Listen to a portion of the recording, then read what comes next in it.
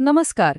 आज आपण एका अशा कायद्यावर बोलणार आहोत जो आपल्या सगळ्यांच्या हातात भ्रष्टाचाराविरुद्ध लढण्यासाठी एक खूप मोठं शस्त्र देतो. हे एक असं कवच आहे जे खरं बोलणाऱ्याला नेहमी सुरक्षित ठेवतं. चला तर मग हा कायदा नेमका काय आहे ते समजून घेऊया. जरा विचार करा. फक्त एका व्यक्तीच्या धाडसामुळे, एका माहितीमुळे प्रशासनातला मोठा गैरव्यवहार थांबवला जाऊ शकतो. आणि हीच या कायद्यामागची मूळ कल्पना आहे, एका सामान्य माणसाला असामान्य ताकद देण्याची. तर मग हा विसलब्लोअर असतो तरी कोण? आपण हा शब्द खूप वेळा ऐकतो, बरोबर? पण कायद्याच्या भाषेत त्याचा नेमका अर्थ काय होतो? चला बघूया. कायद्याने ना विसलब्लोअरसारखा अवघड शब्द वापरलेला नाहीये. एकदम सोपा शब्द वापरलाय, तक्रारदार. म्हणजे काय तर कोणीही, अगदी कोणीही, एखादा सामान्य नागरिक, सरकारी कर्मचारी किंवा एखादी NGO सुद्धा तक्रारदार असू शकते. अट फक्त एकच आहे की तक्रार चांगल्या हेतूने म्हणजे सद्भावनेने केलेली पाहिजे. हे समजून घेण्यासाठी ना खेळातल्या पंचाचं उदाहरण एकदम परफेक्ट आहे. जसा पंच मैदानात काही चुकीचं घडलं की शिट्टी वाजवून खेळ थांबवतो, अगदी तसंच तक्रारदार प्रशासनात काही चुकीचं होत असेल तर आवाज उठवतो आणि त्यामुळे सगळी सिस्टीम सुधारण्यास मदत होते. ओके, तक्रारदार कोण आहे हे तर आपल्याला कळालं, पण आता येतो सगळ्यात महत्त्वाचा प्रश्न. समजा काही गैरप्रकार दिसला तर तक्रार करायची कशी? या कायद्याचा वापर करण्याची नेमकी पद्धत काय आहे? चला ते समजून घेऊया. प्रक्रिया तशी खूप सरळ आहे. सगळ्यात आधी तुमची तक्रार लेखी स्वरूपात तयार करा आणि त्याच्यासोबत जितके पुरावे देता येतील तेवढे द्या. मग ही तक्रार योग्य अधिकाऱ्याकडे पाठवायची. आता इथे एक गोष्ट आहे जी खूप खूप महत्त्वाची आहे. तुम्हाला तुमची ओळख सांगावीच लागते. म्हणजे नाव न सांगता केलेल्या तक्रारींवर हा कायदा काहीच कारवाई करत नाही. पण घाबरण्याचं काही कारण नाही, कारण तुमची ओळख गुप्त ठेवण्याची जबाबदारी पूर्णपणे त्या अधिकाऱ्याची असते. सक्षम प्राधिकरण म्हणजे तक्रार नक्की करायची कोणाकडे, हे तुम्ही कोणाविरुद्ध तक्रार करताय यावर अवलंबून आहे. समजा तक्रार केंद्र सरकारच्या कर्मचाऱ्याविरुद्ध असेल तर तुम्हाला केंद्रीय दक्षता आयोगाकडे म्हणजे CVCकडे जावं लागेल. आणि जर ती एखाद्या केंद्रीय मंत्र्याविरुद्ध असेल तर थेट पंतप्रधानांकडे तक्रार करण्याची सोय आहे. तर सगळ्यात महत्त्वाचा मुद्दा हाच आहे की हा कायदा तक्रारदाराला काय संरक्षण देतो. कारण जर संरक्षणच नसेल तर कोणी पुढे येऊन आवाज का उठवेल? म्हणूनच या कायद्यात एक खूप मजबूत असं संरक्षण कवच तयार केलं गेलं आहे. या कायद्याचं सगळ्यात मोठं वचन हेच आहे, तुमची ओळख पूर्णपणे गुप्त ठेवली जाते. चौकशीच्या कोणत्याही टप्प्यावर तुमचं नाव कुठेही उघड केलं जात नाही आणि यामुळेच तुम्हाला कोणत्याही संभाव्य धोक्यांपासून संरक्षण मिळतं.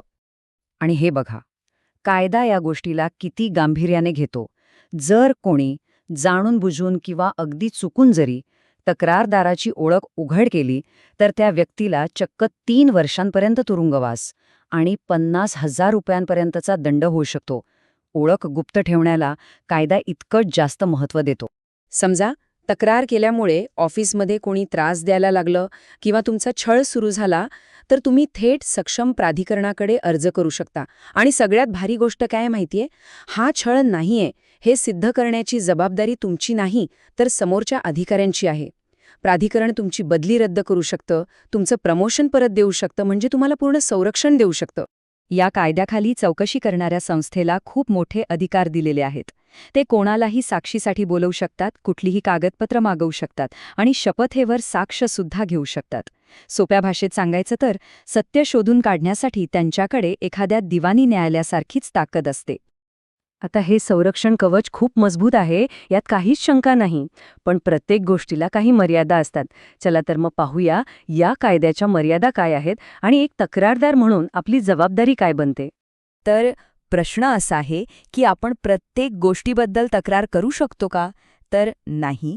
देशाची सुरक्षा आणि इतर काही महत्त्वाच्या गोष्टी लक्षात घेऊन या कायद्यात काही अपवाद ठेवण्यात आले आहेत.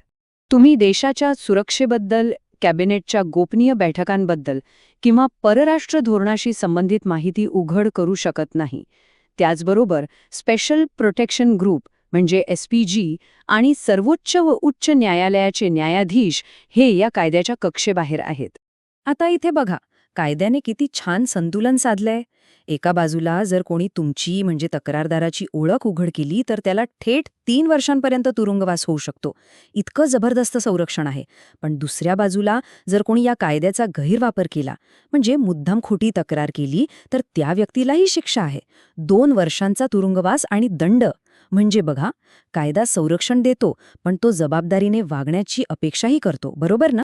तर या सगळ्या मुद्द्यांना एकत्र आणल्यावर आपल्याला दिसतं की ह्या कायद्याचा अंतिम उद्देश काय आहे आणि एक नागरिक म्हणून आपली भूमिका यात काय असू शकते. ह्या कायद्यामुळं काय होतं तर भ्रष्टाचार उघड करणं हे फक्त एक धाडसाचं काम राहत नाही, तर ते एक संरक्षित नागरी कर्तव्य बनतं. हा कायदा आपल्या सगळ्यांनाच एक जास्त पारदर्शक आणि जबाबदार समाज घडवण्यासाठी योगदान देण्याचं सामर्थ्य देतो. शेवटी एकच प्रश्न उरतो. कायद्याने आपल्याला संरक्षण दिलंय, अधिकार दिलाय, ही ढाल तयार आहे. आता भ्रष्टाचारमुक्त भारतासाठी ती हातात घेऊन पुढे कोण येणार? विचार करण्यासारखा प्रश्न आहे.